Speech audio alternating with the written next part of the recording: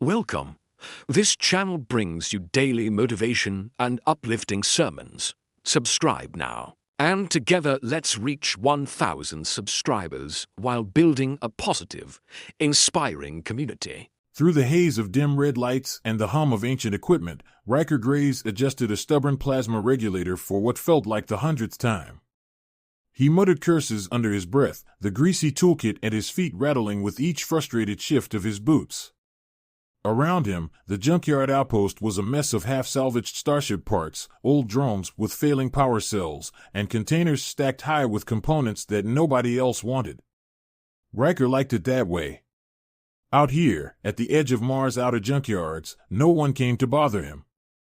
Sure, the trade was slow and the clients unpredictable smugglers, scrap dealers, the occasional shady research operative, but he was left alone to tinker, to fix things, to feel the satisfaction of turning junk into something that worked.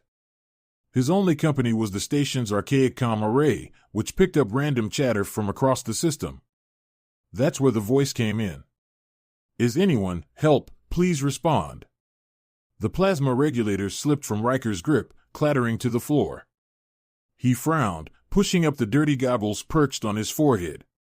There weren't supposed to be any active calls on this band, it was just a collection of old frequencies that had been phased out decades ago. He shuffled to the comm panel and tweaked a few knobs. The signal cleared a little, just enough for him to make out the faint, trembling voice. I've been alone here for so long. I don't know if anyone can hear me, but I need help. Please. The voice was distinctly feminine, though heavily distorted. More unsettling than the voice was the faint thrum of desperation in it, like someone who'd tried every other option and was now throwing out a final plea, even if they didn't think anyone would answer. Riker leaned against the console, his brow furrowed. Where's this coming from? He muttered. The comm panel displayed a set of coordinates in the Neptune sector, far beyond any trade lanes or habitable stations. It had to be a mistake. Yet as he tried to dismiss it, the voice returned. If you hear this, the prison station near Triton. I can't survive much longer. The words cracked and stuttered, followed by an eerie silence that felt heavier than static. Riker felt his gut tighten. The prison station, she mentioned, he'd heard of it in passing from scavengers who came by his outpost. It was a long-abandoned penal facility from an era when corporate syndicates had taken law enforcement into their own hands. They'd used it to hold prisoners indefinitely, often in cryostasis, until their usefulness as labor or test subjects ran out. When the syndicate fell, the prison had simply been left adrift. No one had bothered to retrieve the inmates. It was cheaper to let the place rot in the cold of space. That was decades ago. If someone was still there, it meant they'd survived against impossible odds. But how could they survive that long, alone, without resources, without? Riker pushed the thought aside. Maybe it was a trick, a scam. Someone looking to lure in a good Samaritan and rob them blind. He turned back to the plasma regulator, still sitting on the floor. He'd learned long ago to ignore distress calls and to keep his head down. It was safer that way. But the voice wouldn't leave him alone. It lingered in his head, that final plea. Please, someone, help me. Before he could convince himself otherwise, Riker was booting up his ship's navigation system. Damn it, he muttered, punching in the coordinates. This better not be a wild goose chase. The engine hummed to life, and within minutes, the outpost was behind him, shrinking into the red haze of Mars' outer orbit. As his ship accelerated toward Neptune's distant glow, he caught himself staring at the void ahead. He didn't know who or what was waiting for him in that old prison. But he couldn't shake the feeling that if he didn't try, no one else ever would. The prison station loomed against the distant blue shimmer of Neptune, a sprawling, jagged structure cobbled together by corporate engineers who had valued function over form. Its once pristine alloy panels were now corroded and scarred, with entire sections missing or crumpled inward from decades of micrometeoroid strikes. Emergency lights flickered sporadically across the exterior, casting faint red and yellow pulses into the surrounding void. Riker piloted his ship cautiously toward a docking port that appeared barely functional. As he approached, his sensors warned of erratic power surges and decaying environmental conditions. A cold sweat formed on his brow. The station wasn't just old, it was on the verge of collapse. Whatever remained inside had endured a level of neglect and decay that should have killed every last thing long ago. He wondered if he'd even find a living soul.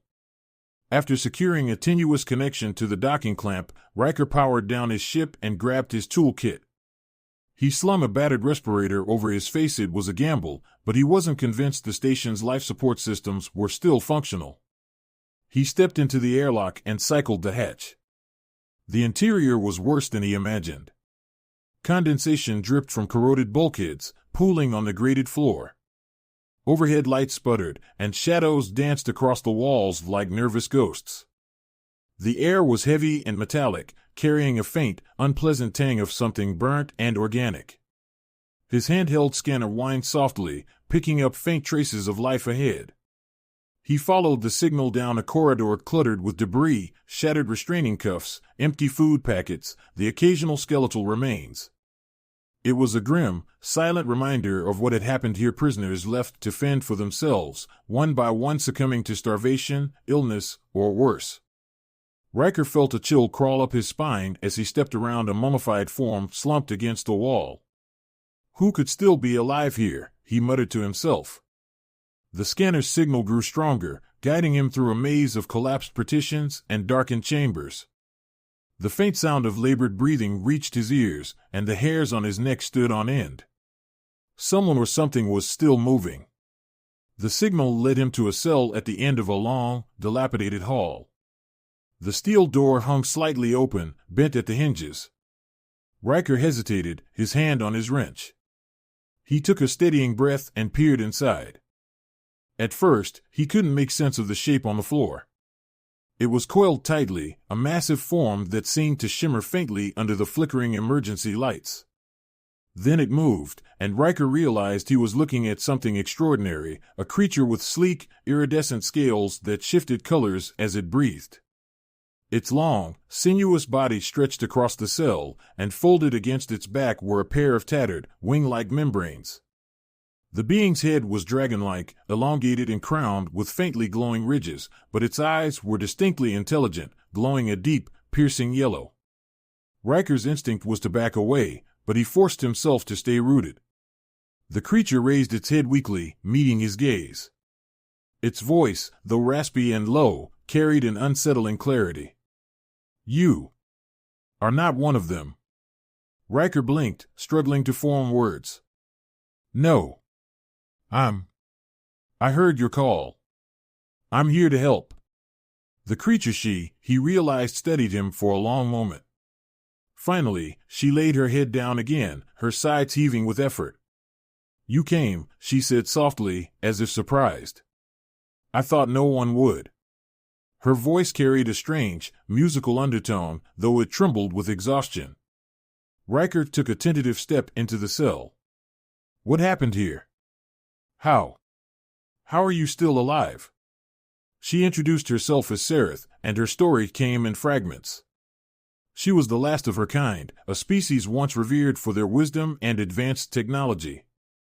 Captured long ago, she had been brought here as an experiment subjected to tests and scans, her body pushed to the brink by human scientists eager to unlock her biology's secrets. When the prison was abandoned, she was left behind, her captors assuming she would die like the others. But she hadn't. Somehow, her physiology had sustained her over the years. Now, however, that strength was failing. As she shifted, Riker noticed the faint, pulsing glow in her abdomen. She wasn't just trying to survive for herself. She was carrying someone inside her. Riker's breath caught. "You're pregnant." Sareth gave a slow nod. "It will not be long now," she murmured. "But I have no means to ensure their survival." Her voice faltered. "If they do not emerge soon, they will not survive. And neither will I." Riker stared, the weight of her words sinking in. He was no doctor, no biologist. He was a mechanic scrapper who fixed broken machines, not living beings. He thought about leaving, about retreating to his ship and reporting her position to someone more qualified. But as he looked into Saratha's glowing eyes, he knew that time was running out. If he didn't help her now, no one else would. Riker paced the claustrophobic confines of his ship's medical bay, a makeshift space crowded with tools, half-assembled devices, and a single gurney outfitted with the most basic medical equipment he could scavenge. Sarath lay upon it, her body too large to fully fit the human-sized bed, her tail curling around the base. She wheezed faintly, her glowing eyes flickering as the energy keeping her alive drained further. The faint, rhythmic glow in her abdomen pulsed slower and slower. Riker knew she didn't have much time. His attempts at stabilizing her had been frantic at best. Using what Sarath could tell him about her own biology, he'd cobbled together an array of jury-rigged equipment, an oxygenator designed to filter alien atmospheres, repurposed as a crude circulatory support system, a plasma containment unit recalibrated to regulate her body temperature. It wasn't ideal, but it was something. "You sure this will work?" Riker muttered to himself as he adjusted the last settings on the oxygenator. He glanced at Sarath, whose eyes barely opened in response. "Not sure," she managed to whisper, her voice even weaker than before. "Only choice." Riker took a deep breath and nodded. "Right. No pressure, then." As he leaned over to start the final diagnostic, the ship's alarms blared. Riker froze, then cursed loudly. He ran to the cockpit, sliding into his seat and scanning the console. His heart sank. Several blips appeared on the radar-automated security drones, remnants of the prison's ancient defense system, had somehow activated. They were closing in on the ship's position, their signatures broadcasting old, encrypted syndicate codes. "Damn it," Riker hissed. The prison's defenses must have triggered when he pulled power from the station's failing reactor systems. Now those drones had locked onto his ship as an intruder and they weren't going to give him the benefit of the doubt. He slapped the comm panel. "Sarath, we've got company. This might get rough." No response. She was still too weak, her breathing shallow. Riker gritted his teeth and pulled the ship's throttle, hoping to at least gain some distance. But the prison's defensive net was vast, and within minutes, the drones had caught up. The first warning shot rattled the hull, a precision blast that shook the entire ship. A second hit closer, and warning lights flared on the control panel. Shields compromised, the ship's automated systems chirped. "I know," Riker shouted back at the console. He yanked hard on the controls, sending the ship into a steep dive. The drones followed, their energy weapons slicing through the black void in steady bursts. Riker's ship wasn't equipped for heavy combat, just a handful of weak plasma cannons he'd installed for fending off scavengers. Against the drone's superior firepower, he had no chance. He needed another plan. Riker's gaze darted to the readouts.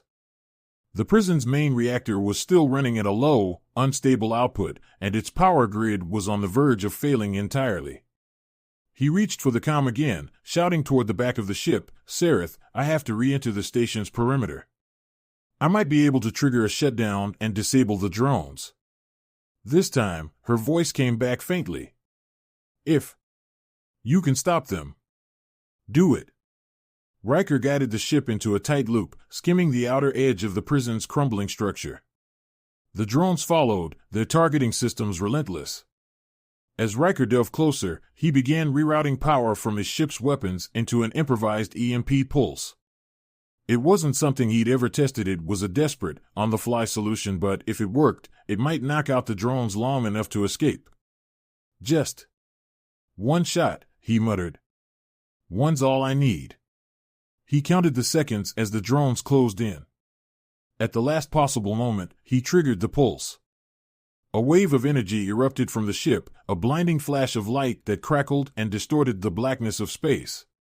The drones froze mid-flight, their thrusters sputtering. For a moment, silence returned. No weapon fire. No pursuit. Riker didn't wait to see how long it would last. He slammed the throttle forward and sped away from the station, his ship groaning as it strained against the damage it had already taken. As he put distance between them, he saw the prison station's dim lights flicker once more, then die completely. The reactor had finally collapsed. When he returned to the medical bay, Sareth stirred slightly. The glow in her abdomen remained faint but steady. The devices he had rigged were still functioning. For now, she was stable. Riker slumped against the wall, the adrenaline wearing off. He glanced down at the glowing readout on his wrist console. It would be a long ride to a safe harbor, and there was no guarantee that Sareth's condition would hold. But they were still alive, and for the moment, that was enough. Riker hadn't slept in nearly 2 days. He sat hunched over a console in the ship's small mid-bay, sweat glistening on his forehead. His ship was running on auxiliary power, its systems pushed to the limit to keep the jerry-rigged equipment operating. Sareth lay motionless on the gurney, her breathing shallow, the glow from her abdomen fading. The alien machinery Riker had cobbled together from the prison's remains was holding, but just barely. He couldn't stop the nagging thought that it wasn't enough. He turned to the console display again. The readings made no sense, but they were the only clue he had. Sareth had taught him what little she could before she had fallen unconscious, a few fragments of her language, the basic patterns of her species' biology, but now it was all guesswork. The alien child, her offspring, was in distress. Something was preventing it from emerging naturally, and Sareth's body couldn't hold out much longer. Riker ran a hand through his hair and muttered to himself, "Come on, think. You've patched up wrecked freighters. You've brought dying reactors back online. How is this any different?" It wasn't true. This was nothing like repairing machinery. He didn't know anything about alien physiology, let alone that of a near-mythical species. But he had one tool at his disposal that had never let him down: improvisation. He started pulling components off the shelf. Oxygen scrubbers, plasma conduits, med-gel dispensers, everything he had left that might function under heavy load. He rigged the equipment into a makeshift incubator, integrating the few medical devices he had managed to salvage. If he could bypass the biological process, he thought, he might be able to deliver the child without further endangering Sareth's life. The console beeped softly. Her vitals were slipping again.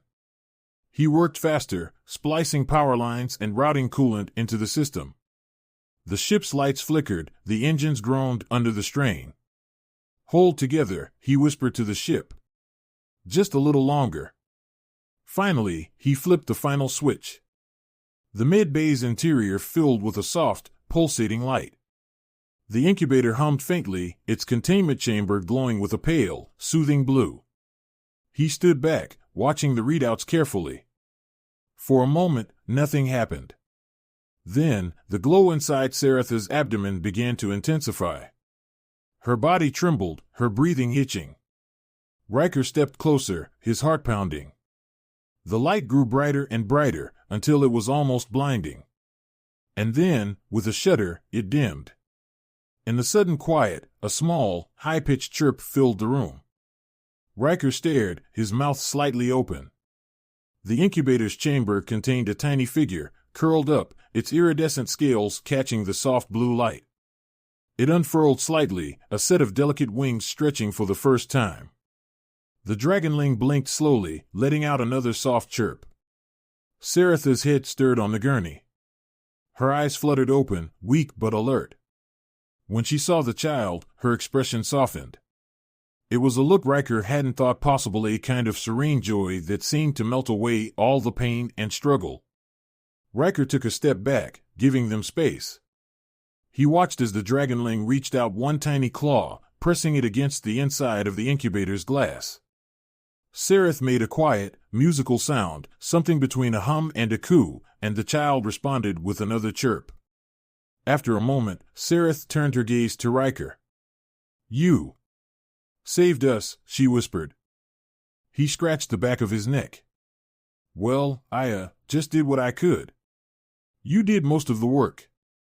"No," she said, her voice steadier now. "You gave us a chance." They spent the next several hours in relative calm. Sareth grew stronger as the incubator's systems nurtured her child. She explained more about her kind, how they had once lived freely in the vast expanse of the galaxy, and how they had been hunted almost to extinction. She was one of the last, carrying the hope of her species within her. Now, that hope had a name: Lithera, the name she gave to her newborn child. Riker helped as much as he could, adjusting the systems and stabilizing the ship's power. But as he worked, he couldn't help but think about what came next. Saratha's health was improving, but she wasn't fully recovered. Her child was fragile, still needing the specialized conditions of the incubator. And out there, beyond the ship's thin hull, the galaxy was still vast and dangerous.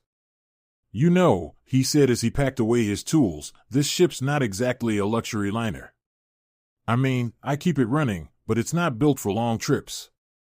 If you're planning to find a new home, you'll need dash." He trailed off.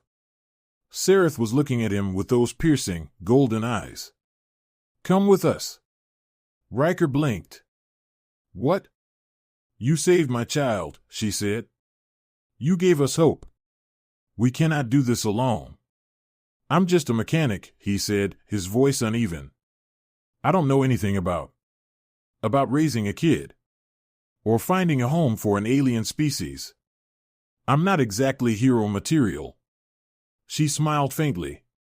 "Perhaps not. But you are a builder.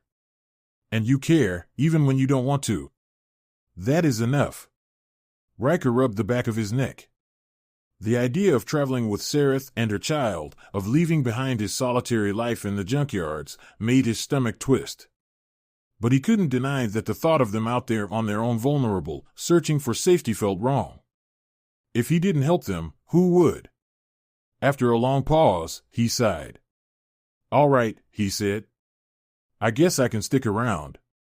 Just don't expect me to babysit." Sarath chuckled softly, a sound that was equal parts amusement and relief. The dragonling chirped again, its bright eyes watching Riker intently. Together, they set a new course. Beyond the edge of known space, beyond the ruins of the past, they would search for a safe haven. And for the first time in years, Riker felt that maybe, just maybe, he'd found something worth fighting for.